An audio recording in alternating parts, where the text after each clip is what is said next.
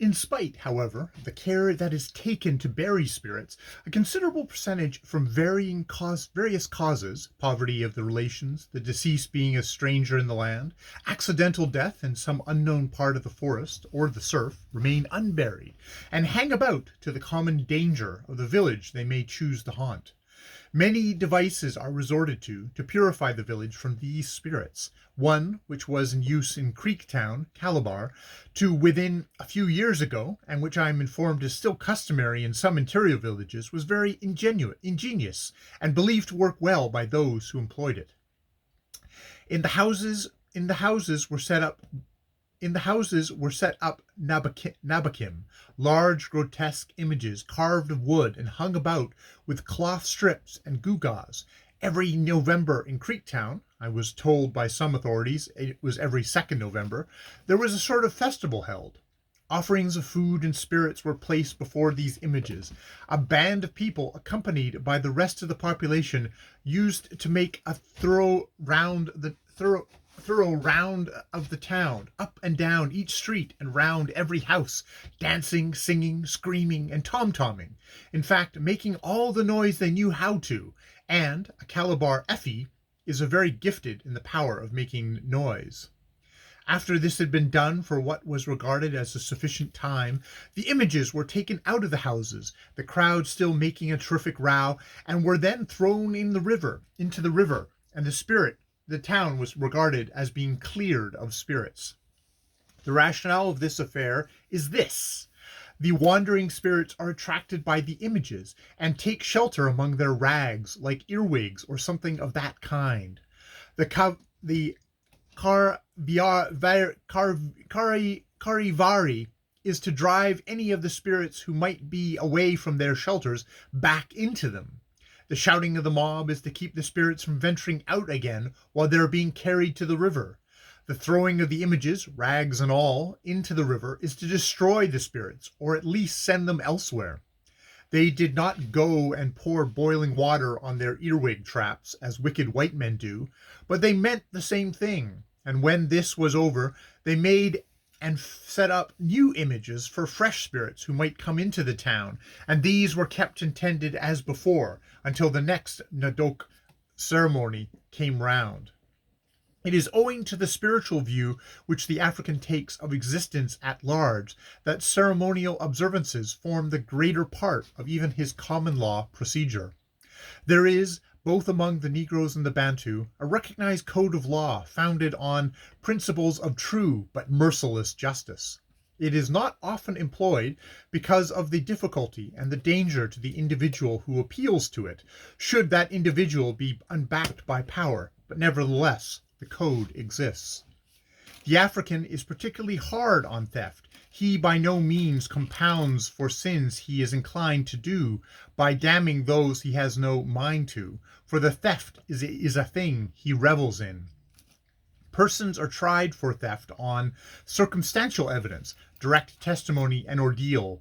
Laws relating to mortgage are practically the same among Negroes and Bantu and Europeans. Torts are not recognized, unless the following case from Cameroon points to the vague realization of them. A let his canoe out to B in good order, so that B could go up river and fetch down some trade. B did not go himself, but let C, who was not his slave, but another free man who also wanted to go up for trade, have the canoe on the understanding that in payment for the loan of the said canoe C should bring down B's trade. A was not told about this arrangement at all. B says A was, only A was so blind drunk at the time he did not understand. Well, up river C goes in the canoe, and fetches up on a floating stump in the river, and staves a hole you could put your head in the bow of said canoe. C returns it to B in this condition. B returns it to A in this condition. A sues B before a native chief, saying he lent his canoe to B on the understanding, always implied in African loans, that it was to be returned in the same state as when it lent, fair wear and tear alone excepted. B tries first to get C to pay for the canoe, and for the rent of the canoe on top, as a compensation for the delay in bringing down B's trade. C calls B the illegitimate offspring of a greenhouse lizard, and pleads pleads further that the floating log was a force majeure, an act of God, and denies liability on all counts. B then pleads this is his own defense in the case of A, and B, authorities cited in support of this view, he also pleads that he is not liable because C is a free man and not his slave. The case went on for a week. The judge was drunk for 5 days in his attempt to get his head clear. The decision finally was that B was to pay A full compensation. B versus C is still pending. The laws against adultery are theoretically exceedingly severe. The punishment is death, and this is sometimes carried out. The other day, King Bel in Cameroon flogged one of his wives to death, and the German government had deposed and deported him, for you cannot do that sort of thing with impunity within a stone's throw of a government headquarters. But as a general rule all along the coast, the death penalty for murder or adultery is commuted to a fine, or you can send a substitute to be killed for you if you are rich. This is frequently done because it is cheaper if you have a seedy slave to give him to be killed in your stead than to pay a fine, which is often enormous. The adultery itself is often only a matter of laying your hand, even in self-defense from a virago on a woman, or brushing against her in the path. These accusations of adultery are, next to witchcraft, the great social danger to the West Coast native, and they are often made merely from motives of extortion or spite, and without an atom of truth in them. It is customary for a chief to put his wives frequently to ordeal on this point, and this is almost always done after there has been a big devil-making or a dance, which his family has been gracing with their presence. The usual method of applying the ordeal is by boiling palm oil. A pot is nearly filled with oil, which is brought to the boil, a pot is nearly filled with the oil, which is brought to the boil over a fire. When it is seething, the woman to be tried is brought out in front of it. She first dips her hands into the water, then has administered to her the imbiam oath, saying or having said for her that long, elaborate formula in a form adjusted to meet the case.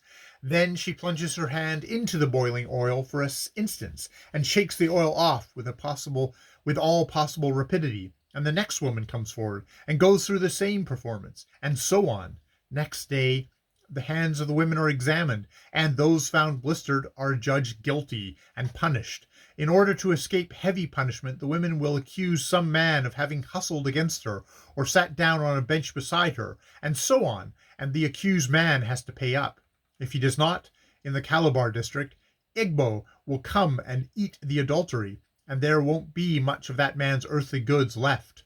Sometimes the accusation is volunteered by the woman, and frequently the husband and wife conspire together and cook up a case against the man for the sake of getting the damages. There is nothing that ensures a man an unblemished character in West Africa, save the possession of sufficient power to make it a risky work for people to cast slurs on it.